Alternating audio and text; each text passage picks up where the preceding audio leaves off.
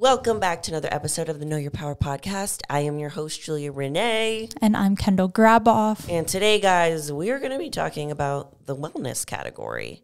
It's just Kendall and I today, and I was realizing that we've kind of never really talked about it. Like, both of us are in the wellness category, and we talk a lot about mindset, and we've been interviewing a ton of people lately, and we just want to, like, break down the wellness category and, like, the posing, what we've experienced, where we think it's going, and maybe even like how we train or how we've noticed a lot of them are training.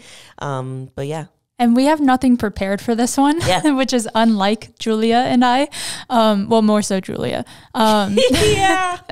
So it is going to kind of be more of a discussion, not like a, this is wellness, this is what they all look for and say. Like, it's more so our experience because we've both competed multiple times now in the wellness category. Yeah. Yeah. I think that I want to say that it came here in 2020. From Brazil, because Brazil is where they have the wellness category. They've had it for years there, if I'm correct. They've had it for a long time there. That's why, like, the majority of the girls that you see on the Olympia stage are from Brazil, because, like, they have been training for it for such a long time because they've had the category. So I also feel like it fits that genetic makeup. Like, if you think about what does the wellness physique look like, it is predominantly a more petite but muscular upper body, not like striated, not huge, not figure size, not but also a little more developed than bikini. And then they typically have large boobs.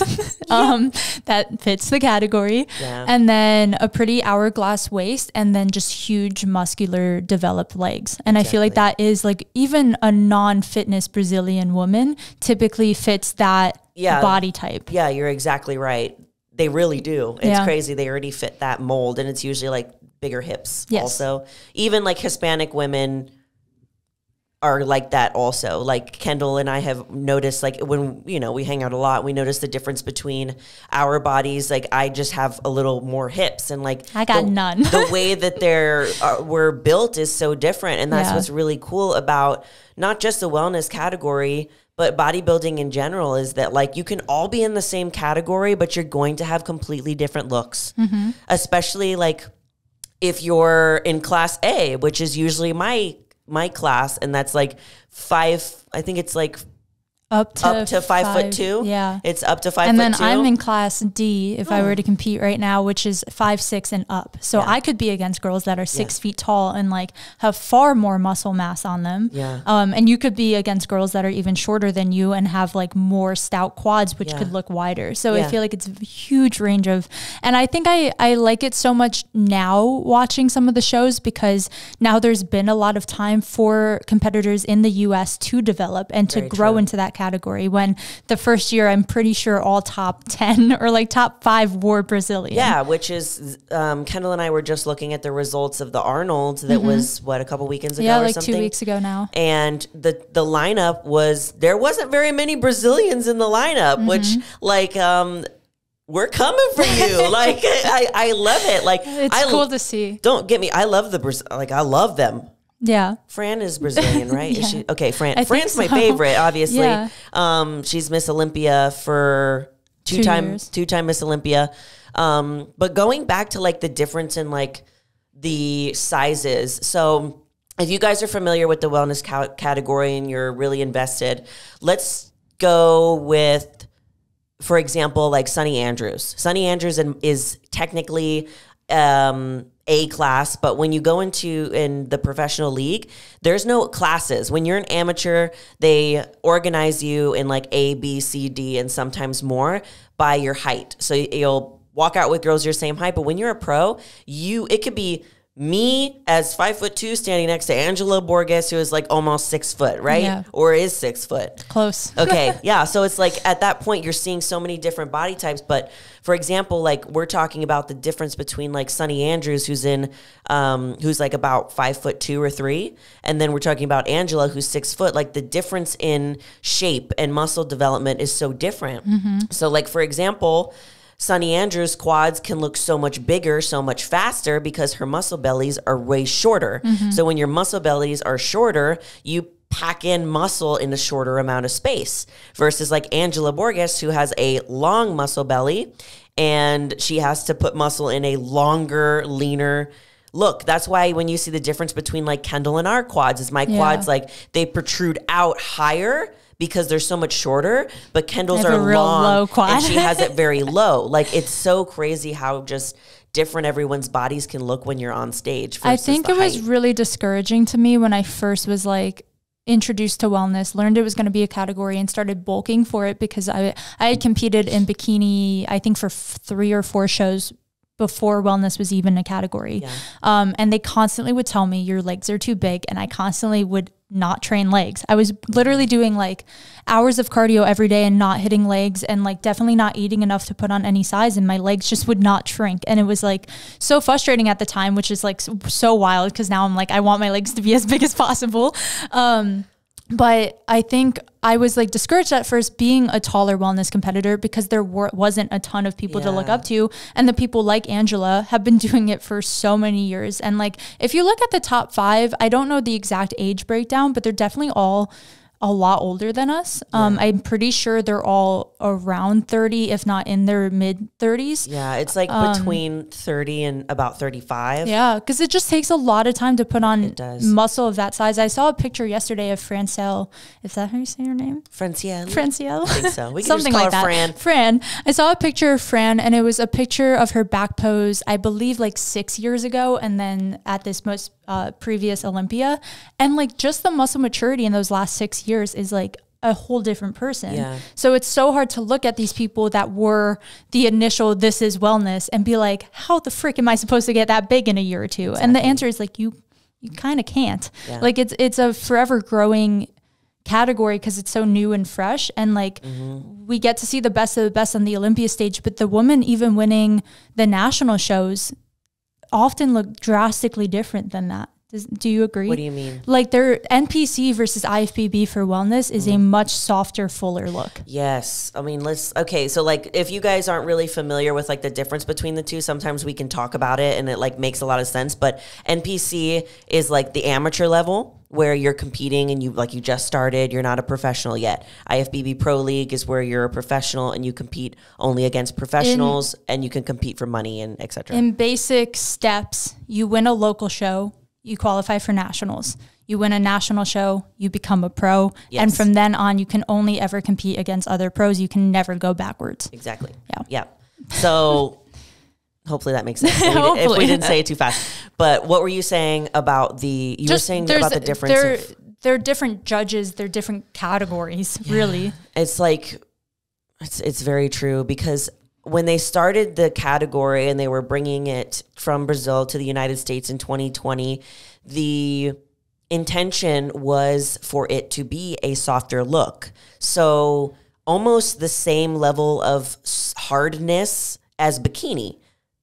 And now, to me, it's almost reaching the same level of hardness as figure, but just with a completely different shape. Because if we're looking at the shapes that you want to see on stage as a bikini competitor, they want to see an X shape. So they want to see that your upper body and your lower body are even. You have a little bit of muscularity, like in the caps of your shoulders, obviously. And it's all very well balanced. Yeah. Everything is balanced versus wellness, which is actually the complete opposite. It's almost kind of like a triangle. Where it's they want you petite up top and then like huge. Yeah, they want your lower body to dominate your upper body. It's the only category that actually wants you to be not balanced. Yeah. And then we have figure, which is an X shape, but they're muscular, way more muscular than bikini. But still balanced. They still want your shoulders and your quads and your glutes to kind of all be uniform, versus wellness, they're looking for quite a big imbalance. Like we don't even show our backs in the novice category. I don't think even in IFBB they're scoring your back muscle, because it really is just all about the legs. They're really not. And that's why when Kendall and I talk about our training, we don't train those areas that much, because we have it developed to a certain point, but we also know that we don't need to build off of those areas, because we're not getting judged off of how muscular our back is. Yeah. We're getting judged about like maybe how much fat we don't have on our back, like how lean it is, you know, when you turn around. But I do think the difference between the amateur stage and the pro stage is so different, which it should be, but the level of like what they're scoring there, I think might be a very big, it was a very big like slap in the face. Like, oh, okay.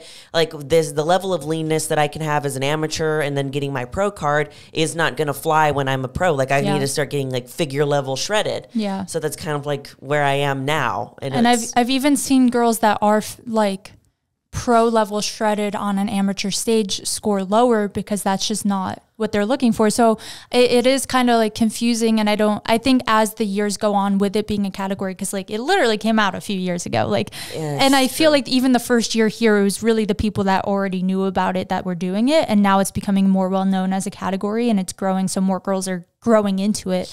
And I feel like the judging is changing as that happens. So I don't think it's like a set, like you have to be soft for NPC and hard for IFBB. I think it literally is who's judging this show because it could be that different based on who's scoring you. It's very true. And like, and we've even seen it in some of the very beginning pro shows to where even in the pro shows, it was like really confusing because some of them were winning and they were softer, but then they would win when they would be super hard. And it was like, as a amateur, you're looking at the pros and you're being like, I don't know what to do. Like they don't know what to do. Like I don't know what to do. And that's just the thing. It's like at the end of the day, it's people judging people and people are human and we make mistakes. And I'm not saying that the judges make mistakes, but like what Kendall likes, like she has a completely different view on like what she likes to see on stage versus me. And that's like, if we were judging, I'd be like, we both love Fran though. We both love Fran though, at least. It'd be like, yeah, I don't like that physique. And it's usually, weirdly enough, that's kind of a part of it. It's like, what is your preference and what looks good? There's a lot more that goes into it than just like, oh, she's shredded and she has the physique. It's also like, but does it look aesthetic? Like there's an aesthetic to it that people want to see. There's also posing. I've seen amazing physiques not win because their posing wasn't great. It's literally like the whole package of like how the makeup looks, how confident you are on stage, how your hair looks. Like, does your hair actually complement your suit? And is it too short? Is it too long? It's a whole thing. It's crazy that it comes down to all of that. I mean, speaking of like even Dana Lynn Bailey, when I was interviewing her for a YouTube video, she's had her short hair look for such a long time and she loves it. And the judges even told her like that she wasn't the reason she wasn't scoring higher was because they didn't like her haircut. Oh my God. Yeah. They wanted also her to grow it out. Also good for her for not being like, okay, I'll conform. Like good for her. She's like, fuck it. Like that's her. Like people know that's her haircut. That's her look. And it's kind of crazy too. And like, we even go into like implants, like I get a lot of questions where people like, do I need implants in order to be competitive? Because the only pro that I know that, oh, nope, she got boobs. I'm pulling it up right now because we were looking at the Arnold top 6 before this started. All of them have implants. I believe Alexis doesn't. Let me see. So I being someone, I have my natural tatas, and I've definitely had the debate within myself of, do I need to do that to take that next step and be a pro? But I think it depends on the person. I think it depends on your actual physique. I still carry some fat tissue there, even when I'm super, oops. Oh, sorry. I just dropped Even it. when I'm super lean, like my chest never goes like into the negatives. It's definitely small, but I think with like padding and shading and contouring, I make it work. But there are some women out there, obviously depending on like what you take PED wise also, can completely lose their chest. And then I do think it can sometimes work against you. They want that feminine look, and if you are lacking it, sadly, it is something that they look at. Exactly. It's part of your package. It's the same as hair and makeup would be. It's very true. It's very true. And I don't think it's like the end all be all of like, you have to get it. But what I have started to see is that once, I don't think on an amateur level, I don't really think that it's something that you need to think about, because if you guys go to my Instagram, you can see my before and afters of like when I had, you won your first show without any. I won my first 2 shows and qualified for nationals. And when I got my pro card, that's when I had my boobs. And I know I didn't get my pro card because of my boobs, but I know that it helped me have an overall more feminine physique, because we're bodybuilders, and like as women, it can be hard to hold on to that femininity, even though we might feel like we are feminine. At the end of the day, some people think that femininity is just a look. And when you're like hard and shredded on stage and like you don't have a fat booty with a PH anymore, it's really just like skin and bones. Yeah. Like people see the bodybuilders on stage and like, damn, they look so good, but like it's actually not that cute. Like I don't think any woman really wants to go around being like that shredded all the time, because like you look like when your man smacks your butt and it's a rock, it's a little less sexy. They smack your butt and they feel bone. Like I mean, it does not feel good. And you don't even feel cute. Like you're not even like have the energy to be cute. No, like, not at all. Those last few weeks are definitely not maintainable. And I think I used to idealize like, oh, but they look so good on stage, and I'd be discouraged if I wasn't that lean, until like, I feel like a few months ago, I'm far enough removed from bodybuilding now. I've taken like well over a year and a half off now. And I'm feeling great. And I went to a bodybuilding show, and those typically motivate the heck out of me. I'm usually like, wow, all these girls are shredded and they look so good. This time I was kind of like, I do not want to look like that anytime soon. Like I do not want to feel or look like frail anytime soon. Like I feel like when you're in it, it's very easy. Obviously, body dysmorphia plays a huge role, but you just like never feel lean enough. Never. You could be 8% body fat as a female and still feel like you have some percentage to lose. And it's like, that's kind of impossible for us. But it's hard not to get like wrapped up in that. And I feel like, I don't know where I was going with that, but about like the obsessing it's very obsessive of a sport. Lean you look. And that's like another post that I made was, I made a post about when I was like at my heaviest, and then I put a side by side of like when I was at my leanest, and I felt similar things in both. So it didn't matter like if I ballooned up to a certain weight, and it didn't matter if I was as shredded as possible. I had similar thoughts for both, because when you're shredded, you're still thinking you're not shredded enough. You're not going to look good on stage. Do I look different than I did the day before? Versus like if you balloon up, you're still like, oh, like I look terrible. Like you think all of these negative things about yourself. I feel like the best is a balance. Yes, and that's why you feel so good with where you are now, because you're in that middle. You're not ballooning up and feeling like so sluggish, and you're not shredded to where you have no energy. That's why you were like, nah. I was like, not right now. It doesn't seem that fun. So. I'm curious because like I said, I competed in bikini before wellness was even a thing for like several years. I did NPC, and I also did WBFF, which is like a topic I don't address a lot. But I think just because it was such a short time in that industry, I guess. But my training split had to drastically change to try to start fueling my legs for wellness versus your first show. I know you did the Alpha Lee, like summer shredding show before, but your first prep was for wellness, right? Yes. It was always for wellness. Like the one thing that confuses people is like, why did I do a figure competition in summer shredding? Because they didn't have wellness. It's literally because they didn't have wellness. I already knew I had a really nice back because I had it developed very well, but I didn't train for figure. I didn't train and have my training split. Yeah, you just kind of did their posing and their suit. Yes, I just did their posing and wore the suit, but I trained like a wellness competitor because 2 weeks after was my actual wellness show. So before wellness was announced, were you gonna compete? Do you think you would have if it was just bikini or figure? So I knew I was going to compete. I know that's digging back in the memory tank. I'm just curious. It seems like so long ago, but it really isn't. It's literally like I haven't been doing this very long. It's very short, but I didn't want to compete first because you guys know that my partner Zach was a bodybuilding coach for years, and he was mine when I first started. But I got around the community, and I wasn't in the mindset yet of that I wanted to take it to that next level because I was still developing myself. But then once I got to a point where I was bored, meaning like I felt like I knew what I was doing, I was in my groove, and like we explained in the last podcast, I just enjoy challenging myself even if it's not good for me. But then I was like, I need more. I wanted more. So then I decided to compete.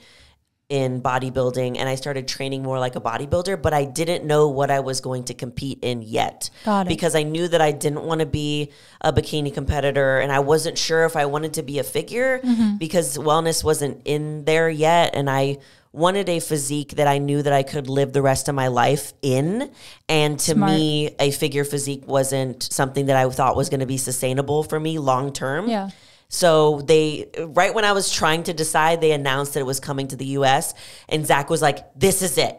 Did it feel like right? Oh, it was right. I didn't even think twice about it. He goes, this is the look. And I said, we're done. We're doing it. And then I switched my training, and it's been that way ever since. So. I literally was in prep for another WBFF. WBFF has bikini and then what they call fitness, which is very different than the fitness in the NPC. So just for like general terms, it was kind of like the wellness look, but not as big.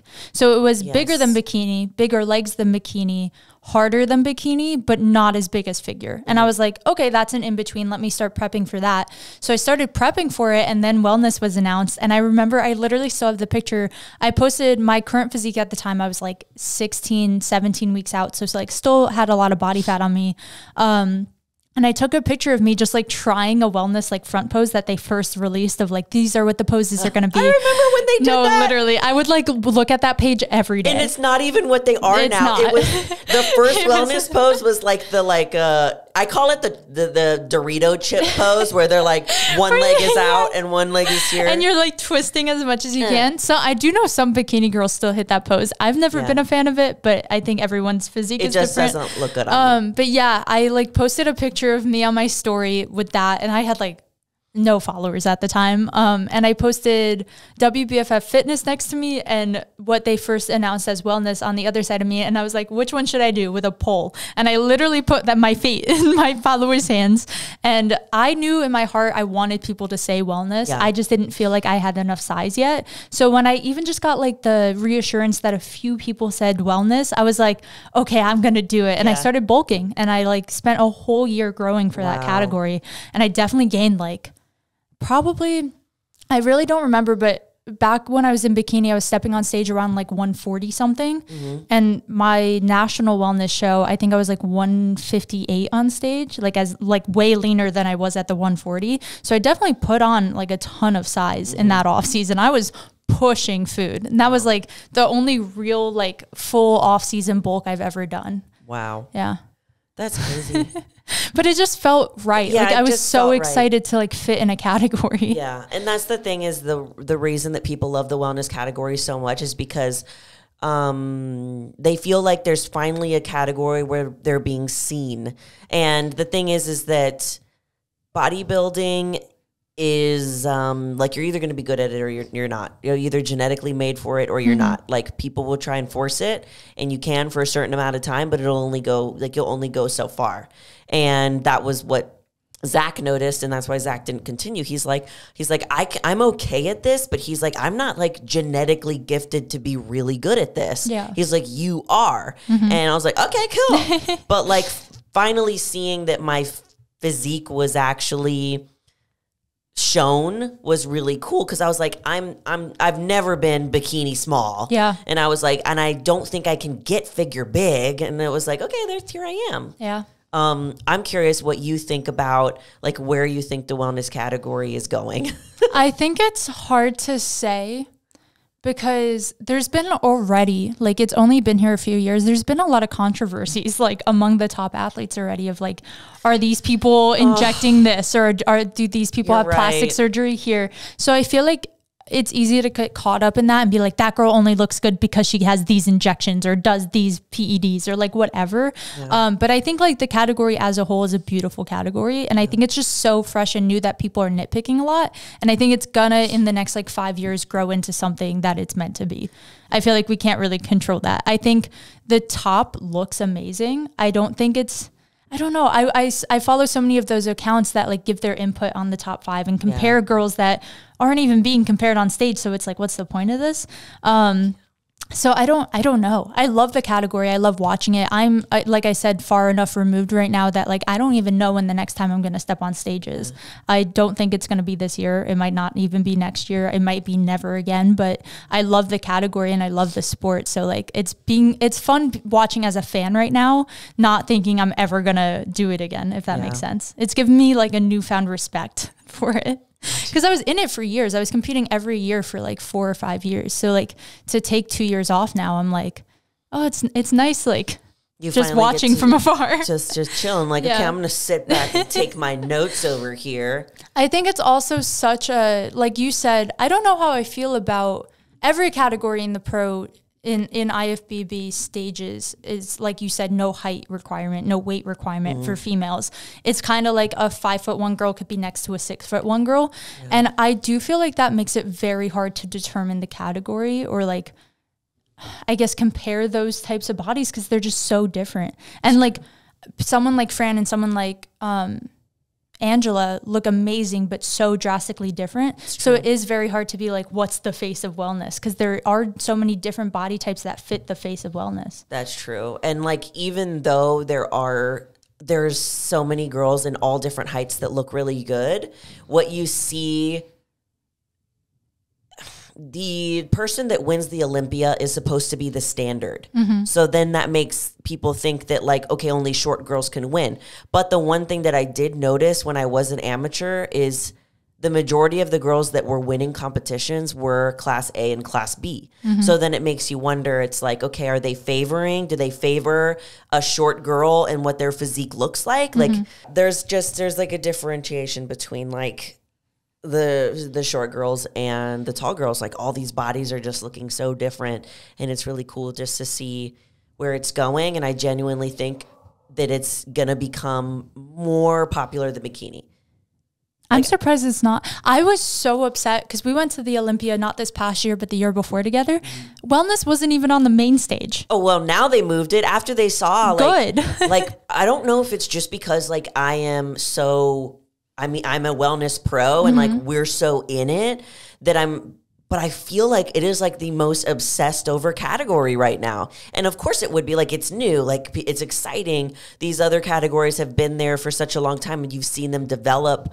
I think kind of what you were saying before with like it's a desired female look. Yeah. And like having big legs and a bigger butt and like I have so many lifestyle clients that are females that come to me and that's their goal. Yeah. They're like, I want a more muscular lower body. And I'm like, that's what wellness is to a extreme degree. And I think how men view the classic physique category and C-bum is like every man's like dream body is how wellness is going to become for females. I think wellness is the classic physique of men's bodybuilding for sure. It's like they're muscular, top and bottom, you know, and wellness is muscular, top and bottom, but women tend to favor and they like more smaller upper body on them. Yeah. And I think it's just the most like desirable physique. And like, obviously we're biased because that's the category we're in and that's what we look up to. But I think just overall, like anyone objectively, like figure girls know that they are not like an easy obtainable physique. They know that they are on that next level of muscularity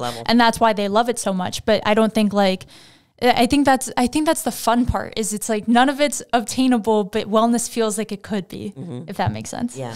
That makes sense. Hopefully. Ooh, I'm a little bit more muscular and I can have a big old booty. Yeah. Right. Like wellness girls in the off season is like, so like, that's true. Just like perfect in my opinion. Yeah. They got giant butts. Yeah. They already have giant butts on stage, but it's down to the bone. And now think of that like with actually adding fat on top of that. I think someone said that to me as a tip to pick like what category I like wanted to grow into because I could have continued like starving myself and gone bikini, or I could grow my legs a little and go wellness, or I could like really bulk and put on upper body and go figure. Obviously I'm a novice competitor, so I could step on any of them if I choose to like train that way versus like you're already a pro. We know you're staying in wellness.